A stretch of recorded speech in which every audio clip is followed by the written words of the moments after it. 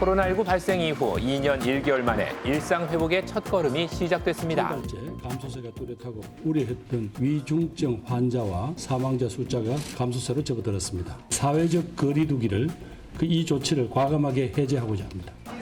757일 만에 종료된 사회적 거리두기. 하지만 일상 회복에 대한 기대감에 부푼 자영업자들에겐 또 다른 걱정이 늘고 있습니다. 시간 제한을 풀어준다는 것만 해도 저한테는 너무 고마운 일이고, 근데 이제 알바생들을 구하고 싶어도 그러니까 지원을 안 해요. 손님들이 많아진 거에 대해서는 기대를 많이 하지만 또 희망도 많이 사라지는 상태입니다.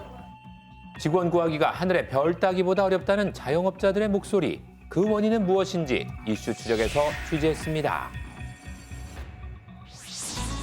지난 18일 사회적 거리두기가 종료되며 활기를 되찾아가는 서울의 번화가. 이곳에 6년째 한자리를 지키고 있는 임광빈 씨의 가게를 찾았습니다. 저녁 6시 이후 사람들로 북적이는 주점. 이젠 인원수를 맞출 필요도 시간에 쫓길 이유도 없지만 광빈 씨는 앞으로가 더 걱정입니다. 주민 나왔습니다.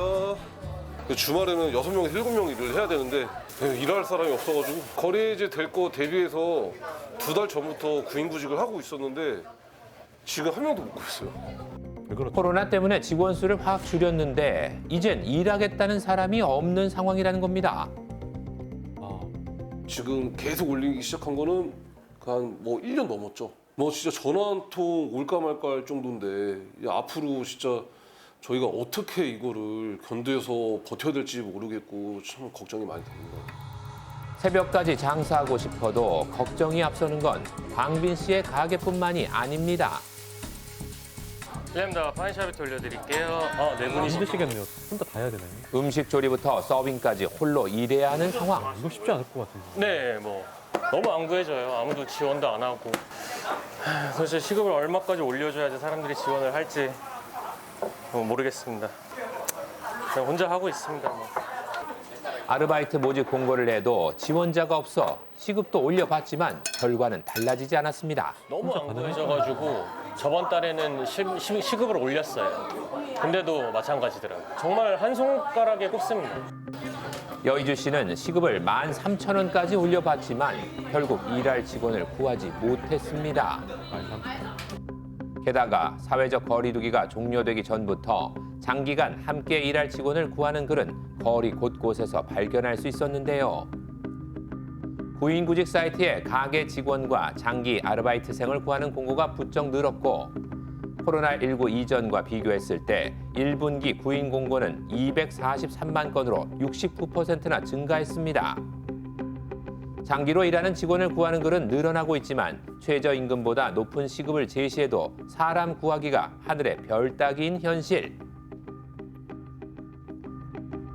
당장에 시급을 올려도 지원자가 없어 인력난을 우려하는 목소리도 작지 않습니다.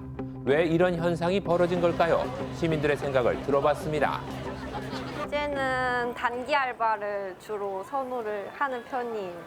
이제 학교가 대면으로 바뀌다 보니까 그 스케줄도 맞춰야 되고 그래서 이제 장기 알바를 하기에는 무리가 있죠. 지금은 좀 또 시급으로만 따져도 알바보다는 배달이 좀 더 많이 주는 편이긴 하니까. 다른 일자리가 또 여가 생활도 즐길 수 있는데 장기 알바를 하면 또 그러지 생각도 좀 못하니까 바뀌었구나. 지금 현재로서는 단기 알바가 더 나은 것 같아요. 단기 알바.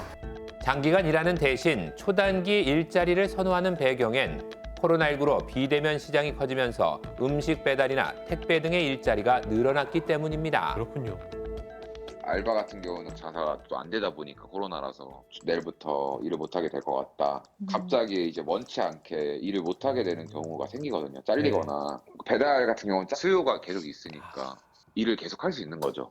안정적으로. 이제 배달을 했을 때 1시간에 3개를 했을 경우에 시급이 10,000원 이상이 되다 보니까 이제 최저 시급이 넘고 자기 시간만 잘 컨트롤하면 훨씬 장점이 있죠.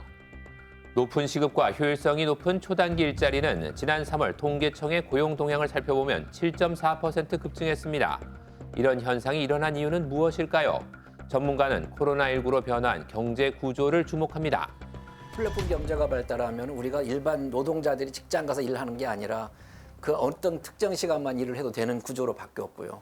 코로나가 지나면서 우리가 배달 문화로 확산이 됐고 그 노동자들 입장에서 하면 아르바이트가 차라리 식당에서 일하는 것보다는 배달해서 하는 게 단기간에 일하고 수익도 많아지니까 젊은이들은 이제 그쪽을 선호하는 거죠. 코로나19를 겪으며 원할 때 필요한 곳에서 짧게 일하는 노동 형태를 앞당겼다는 겁니다. 고용노동부 조사 결과에 따르면 단기 일자리 노동자 약 220만 명 중 20, 30대가 차지하는 비율은 55%에 이릅니다. 전문가는 단기 일자리만 증가할 경우 발생할 수 있는 사회적 문제를 지적하는데요.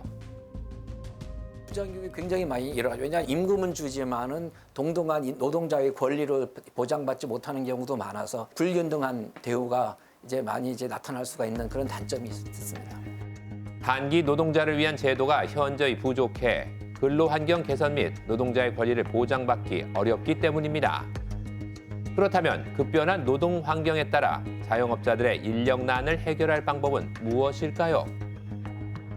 국가적으로 보면은 힘든 자영업자들에 대한 대응책이 필요해요. 보면은 정부가 이제 고용보험이나 그 자본가로서 그 부채에 대한 부담을 줄여주면은 이 노동 비용이나 자기들이 인건비로 쓸 수 있기 때문에 그 밸런스를 맞춰줄 수가 있는 거죠. 플랫폼 경제에 맞는 노동 정책을 정부도 시행을 해야 된다는 거죠. 하나의 중요한 노동자이기 때문에 이 사람들에 대한 정책도 정규직 노동자 정책하고 좀 균형 있게 정책을 펴야 된다는 거죠. 자영업자들의 인력 구인난에 대한 현실적인 대안과 불안정한 노동 환경에 처한 노동자를 위한 제도가 필요한 시점. 하루하루 버티면서 견뎌온 지난 2년. 그동안 참고 견딘 시간만큼 앞으로가 더 기대가 크다는 자영업자들의 걱정은 깊어지고 있습니다. 2년 동안 이제 자영업자분들은 다 힘드셨을 거라고 생각이 들어요.